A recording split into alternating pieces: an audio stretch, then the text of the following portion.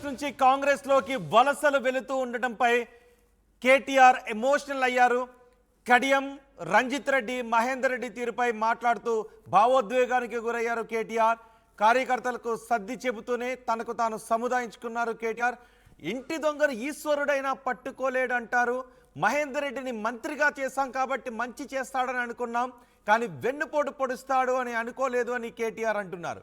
మోసపోయాం, కొన్ని జరుగుతూ ఉంటాయి అని కేటీఆర్ ఎమోషనల్గా ఆయన మాట్లాడారు. బీఆర్ఎస్ని ఇటీవల ఎక్కువ మంది నాయకులు వీడి కాంగ్రెస్లోకి వెళుతూ ఉండటంపై కేటీఆర్ ఎమోషనల్గా మాట్లాడారు. దీనిపై మరింత సమాచారం మా ప్రతినిధి మధు అందిస్తారు. మధు, ఏమన్నారు కేటీఆర్? ఒకసారి మా ప్రతినిధి మధుతో మాట్లాడే ముందు కేటీఆర్ ఏం మాట్లాడారు చూద్దాం. ఆడికే వస్తున్నా అంటున్నా, ఏం జరిగిందో తెలుసుకుందాం అంటే గదే చెప్తున్నా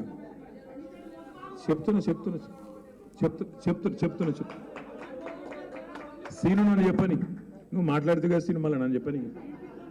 జరిగింది ఏంటంటే కరెక్ట్ మాట, అది ఇంటి దొంగను ఈశ్వరుడు కూడా పట్టలేడని పెద్దలు చెప్తారు. మనమేమనుకున్నాం, పట్నం మహేందర్ రెడ్డిని మంత్రి చేసినాం కదా 3 నెలల ముందు, కూర్చుంటాడేమో, ఆయన లొల్లి పెట్టాడేమో, ఆడ ఆనందం ఓడగొట్టాడేమో, ఈడ రోహిత్కు సహకరిస్తాడేమో అనుకున్నాం. ఆయన ఏం చేసిండు, ఆయన అచ్చంగా అక్కడిని అడ్డబెట్టి, సునీతమ్మ కూడా ఆయన్ని అడ్డబెట్టి, ఇద్దరు కూడా పార్టీలో వండుకుంటూ పక్కకెళ్ళి వెన్నుపోటు పొడిచి మన నాయకులు వేదిక మీద కూర్చున్న నాయకులు ఓడిపోయినంటే కారణం మన వాళ్ళే కారణమైన మాట అక్షర సత్యం. సరే సరే నీకు దండం పెడితే ఆగురాబోయి, ఇక నేను ఎవరు పడితే నువ్వు ఆడెవరో పడితే ఎవరికి పడుతుంది కావు. నువ్వు చెప్పింది నేను చెప్పబడుతుంది, నేను అలాగే చెప్తున్నాను. నేను అనేది ఏంటంటే జరిగింది, మోసపోయినాం, జరిగింది. ఆడ పోయినాక నేను మహేందర్ అన్నతో అంటే ఇంతకుముందు కారులో చెప్పిన చూడు ముచ్చట, అది చెప్పు అన్న. చెప్పమంటే మహేందర్ అన్న లేచి, ఇగో నా మీద పుకార్లు వస్తున్నాయి కాంగ్రెస్లో కొత్త అని, నా ఒక్కరి మీదే వస్తలేవు, రంజిత్ రెడ్డి మీద కూడా వస్తున్నాయి. ఆయనను కూడా ఇరికిచ్చే ఈయన పక్కకెళ్ళి లొల్లి పెడుతుంది. ఈయన నా మీద ఎందుకు చెప్తున్నాను, నేను నా మీద పుకారుందా, ఈయన లొల్లి. ఇద్దరు నామగట్టిన లొల్లి పెట్టుకొని ఆస్కర్ అవార్డు గెలుస్తారు చూడు, దానికంటే ఎక్కువ యాక్టింగ్ ఇద్దరు. నేను ఓతలేనంటే నేను ఓతలేను, నేను మంచోని అంటే నేను మంచోని. నాయకులు పోయే వాళ్ళకి చాలా మాట్లాడతారు. ఇప్పుడు మీకు తెలుసు, పోయేటప్పుడు 2 రాళ్ళు వేసి 10 ఏళ్ళు అన్ని అనుభవించి పోయేటప్పుడు మాత్రం 2 రాళ్ళు వేసి పోతారు. చాలా విచిత్రం అనిపిస్తుంది కొంతమంది మాటలు వింటూ ఉంటే. కానీ నేను వాళ్ళు పెద్దవాళ్ళు, వాళ్ళని నేను ఎక్కువ ఏమి అనను. వాళ్ళ విఘ్నతగా వదిలేద్దాం, కాలం అన్నిటికీ సమాధానం చెప్తుంది. కేటీఆర్ ఎమోషనల్ స్పీచ్ పై మరింత సమాచారం మా ప్రతినిధి మధు అందిస్తారు. మధు, ఖచ్చితంగా పార్టీలో ఉంటారు అనుకున్న నేతలంతా వరుసగా పార్టీని వదిలి వెళ్ళిపోతూ ఉండటంపై కేటీఆర్ ఎమోషనల్ అయ్యారు. కేటీఆర్ ఏం మాట్లాడారు? ఇంకా ఎగ్జాక్ట్లీ ఆయన అప్పుడు వాళ్ళు మాట్లాడినటువంటి మాటల్ని గుర్తు చేసుకున్నారు. కడియం శ్రీహరికి సంబంధించినటువంటి అంశం తెరపైకి రావడము, కేటీఆర్ మాట్లాడుతున్నటువంటి సందర్భంలోనే కడియం శ్రీహరి ఇంటికి ఈ కాంగ్రెస్ పార్టీ నేతలు వెళ్ళడము. సో చేవెళ్ల పార్లమెంట్ నియోజకవర్గానికి సంబంధించి సన్నాహక సమావేశం, ఎలా గెలవాలి, ఎలా వ్యూహంతో ముందుకు వెళ్ళాలనేటువంటి దాంట్లో భాగంగా పట్నం మహేందర్ రెడ్డి తర్వాత రంజిత్ రెడ్డి గురించి మాట్లాడుతున్నటువంటి సందర్భంలో ఆయన కాస్త ఎమోషన్ అయినట్టుగా కనిపించింది. అవన్నీ గుర్తు చేసుకున్నారు. గతంలో పట్నం మహేందర్ రెడ్డిని ఈ సందర్భం వచ్చినప్పుడు నా పైన ఆరోపణలు వస్తా ఉన్నాయి, కాంగ్రెస్ పార్టీలోకి వెళ్తారు, టచ్ లోకి వెళ్తున్నారని, నేను కాదు రంజిత్ రెడ్డి అనేటువంటి విషయాన్ని కూడా ఆయన మెన్షన్ చేశారు. సో ఆ సమయంలో మాట్లాడుతున్న సందర్భంలోనే కాస్త ఎమోషనల్ అయినట్టు కనిపించింది. మార్నింగ్ ట్వీట్ కూడా చేశారు కేటీఆర్, ఒక ఎమోషనల్ ట్వీట్ చేశారు. తెలంగాణ ఉద్యమాన్ని నడిపించినటువంటి తీరు, తీసుకొచ్చినటువంటి తీరు, రాష్ట్రాన్ని సాధించినటువంటి తీరు, వీటన్నిటిని మాట్లాడుతూనే ఒక్కడే ఇంత పెద్ద సైన్యాన్ని ఏర్పాటు చేశారు, ఎవరు పోయినా ఏం కాదు, పోయినటువంటి వారంతా కూడా మోసం చేసి పదవుల కోసం అధికారం కోసం మారుతున్నారు అనేటువంటి ఒక అర్థం వచ్చేలా ఆయన ట్వీట్ చేశారు. ఆ ట్వీట్ చేసిన వెంటనే ఈ పార్లమెంటు సంబంధించినటువంటి చేవెళ్ల సమావేశం, దాంట్లో సమావేశం సంబంధించినటువంటి నాయకులను ఉద్దేశించు మాట్లాడడం జరిగింది. పక్కనే ఉన్నటువంటి సవితా ఇంద్రారెడ్డిని కోట్ చేశారు. తర్వాత కాసాని జ్ఞానేశ్వర్ గురించి మాట్లాడుతూ అనేక అంశాలు చెప్పారు. చెప్తూనే కాస్త ఎమోషనల్ గా మాట్లాడినట్టుగా కనిపించింది కేటీఆర్. ఎందుకంటే రీసెంట్ గా జరిగిన పరిణామాలు, కేశవరావు కావచ్చు, కడియం శ్రీహరి కావచ్చు, వీళ్ళందరూ పార్టీ మారుతున్నటువంటి తీరు, ముఖ్యంగా పార్టీ పైన కొన్ని ఆరోపణలు చేస్తూ వెళ్తున్నటువంటి తీరు పైన, కవిత అరెస్ట్ సమయంలోనే అరెస్ట్ అయినటువంటి రోజే నవ్వుతూ కాంగ్రెస్ పార్టీలోకి వెళ్లి కండువా కప్పుకున్నారు రంజిత్ రెడ్డి అనేటువంటి మాటల్ని గుర్తుపెట్టుకున్నారు. ఎట్టి పరిస్థితుల్లో కూడా వీరందరూ తిరిగి వస్తే ఎవరిని మళ్ళీ బీఆర్ఎస్ పార్టీలో చేర్చుకోవడానికి బీఆర్ఎస్ పార్టీ అధినేత సిద్ధంగా లేరు, పోయిన వాళ్ళు ఎవరిని కూడా రానివ్వము అనేటువంటి ఒక స్టేట్మెంట్ కూడా చేశారు. సో అక్కడే కొద్దిమంది కార్యకర్తలు కొన్ని స్టేట్మెంట్స్ చేయడంతో, ఆవేశంతో, కాస్త ఆగ్రహంగా స్టేట్మెంట్ చేయడంతో వారిని కూడా వారించే ప్రయత్నం చేశారు ఎమోషనల్ గా మాట్లాడుతూ కేటీఆర్.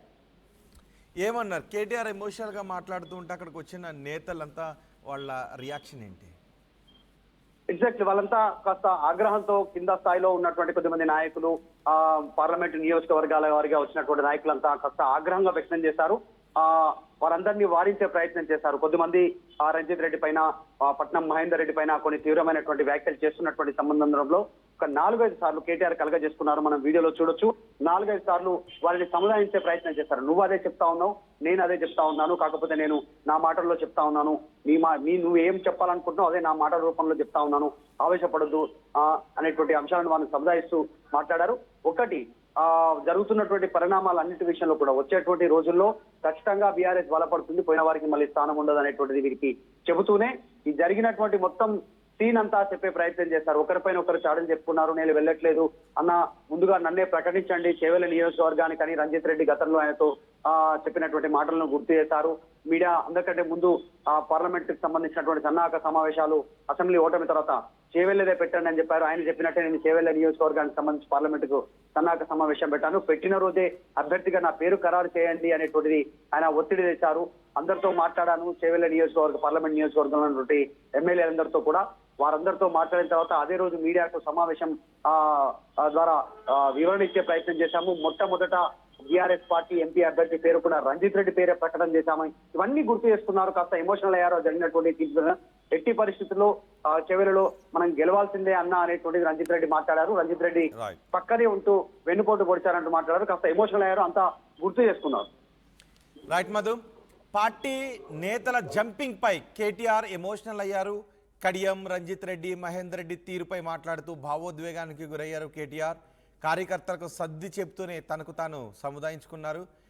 ఇంటి దొంగను ఈశ్వరుడైనా పట్టుకోలేడు అంటారు. మహేందర్ రెడ్డిని మంత్రిగా చేశాం కాబట్టి మంచి చేస్తాడని అనుకున్నాం, కానీ వెన్నుపోటు పొడుస్తాడని అనుకోలేదు అంటూ కేటీఆర్ మాట్లాడారు. మోసపోయాం, కొన్ని జరుగుతూ ఉంటాయి అని కేటీఆర్ పార్టీలో జరుగుతున్న పరిణామాలపై కొంచెం భావోద్వేగంగా మాట్లాడారు.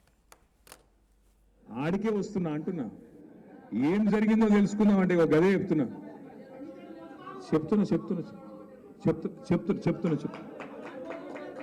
సీను నన్ను చెప్పని, నువ్వు మాట్లాడితే కదా సీను మళ్ళీ నన్ను చెప్పని. జరిగింది ఏంటంటే కరెక్ట్ మాట అది. ఇంటి దొంగను ఈశ్వరుడు కూడా పట్టలేడని పెద్దలు చెప్తారు. మనమేమనుకున్నాం, పట్నం మహేందర్ రెడ్డిని మంత్రి చేసినాం కదా 3 నెలల ముందు, కూర్చుంటాడేమో, ఆయన లొల్లి పెట్టాడేమో, ఆడ ఆనంద్ ఓడగొట్టాడేమో, ఈడ రోహిత్కు సహకరిస్తాడేమో అనుకున్నాం. ఆయన ఏం చేసిండు, ఆయన అచ్చంగా అక్కడిని అడ్డబెట్టి, సునీతమ్మ కూడా ఆడిని అడ్డబెట్టి, ఇద్దరు కూడా పార్టీలో వండుకుంటూ పక్కకెళ్ళి వెన్నుపోటు పొడిచి మన నాయకులు వేదిక మీద కూర్చున్న నాయకులు ఓడిపోయినంటే కారణం మన వాళ్ళే కారణమైననే మాట అక్షర సత్యం. సరే సరే నీకు దండం పెడితే ఆగురా పోయి, ఇక నేను ఎవరు పడితే నువ్వు ఆడెవరు పడితే ఎవరికి పడుతుంది కావు. నువ్వు చెప్పింది నేను చెప్పబడుతుంది, నేను అలాగే చెప్తున్నాను. నేను అనేది ఏంటంటే జరిగింది, మోసపోయినాం, జరిగింది. ఆడ పోయినాక నేను మహేందర్ అన్నతో అంటే ఇంతకుముందు కారులో చెప్పిన చూడు ముచ్చట, అది చెప్పు అన్న. చెప్పమంటే మహేందర్ అన్న లేచి, ఇగో నా మీద పుకార్లు వస్తున్నాయి కాంగ్రెస్లో కొత్త అని, నా ఒక్కరి నుండి వస్తలేవు, రంజిత్ రెడ్డి మీద కూడా వస్తున్నాయి. ఆయనను కూడా ఇరికిచ్చిండు. ఇరికిచ్చే ఈయన పక్కకెళ్ళి లొల్లి పెడుతుంది. ఈయన నా మీద ఎందుకు చెప్తున్నాను, నేను నా మీద పుకారుందా, ఈయన లొల్లి. ఇద్దరు నామగడ్డి లొల్లి పెట్టుకొని ఆస్కర్ అవార్డు గెలుస్తారు చూడు, దానికంటే ఎక్కువ యాక్టింగ్ ఇద్దరు. నేను ఓతలేనంటే నేను ఓతలేను, నేను మంచోని అంటే నేను మంచోని. నాయకులు పోయే వాళ్ళకి చాలా మాట్లాడతారు. ఇప్పుడు మీకు తెలుసు, పోయేటప్పుడు 2 రాళ్ళు వేసి 10 ఏళ్ళు అన్ని అనుభవించి పోయేటప్పుడు మాత్రం 2 రాళ్ళు వేసి పోతారు. చాలా విచిత్రం అనిపిస్తుంది కొంతమంది మాటలు వింటూ ఉంటే. కానీ ఇక నేను వాళ్ళు పెద్దవాళ్ళు, వాళ్ళని నేను ఎక్కువ ఏమనను. వాళ్ళ విజ్ఞతగా వదిలేద్దాం, కాలం అన్నిటికీ సమాధానం చెప్తుంది.